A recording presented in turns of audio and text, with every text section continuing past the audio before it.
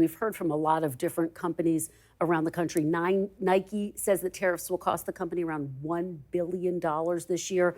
Black & Decker says $800 million. The big three automakers all say they've had to pay more than $2 billion in tariffs. The list goes on and on. Bottom line, do you acknowledge that these tariffs amount to a tax on the American people?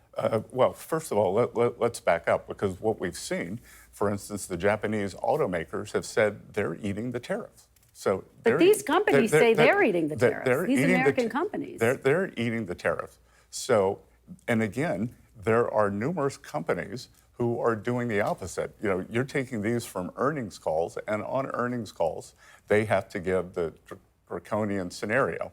There aren't companies coming out and saying, oh, because of the tariffs, we're doing this. But I can tell you that whether it's Micron or Apple, they are upping their investments in the United States. And, you know, Kristen, if things are so bad, why was the GDP 3.3%? Why is the stock market at a new high?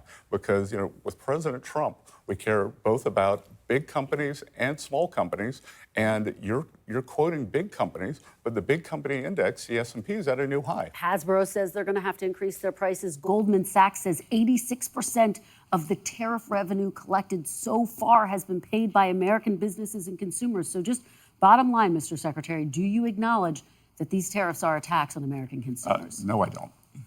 Even though you have companies saying they are going to have to increase prices, and given the fact that 86% of these tariffs so far have been paid by Americans. You're quoting Goldman Sachs. So yes, Goldman Sachs, correct. I made which I said, yeah. I made a good career trading against Goldman Sachs.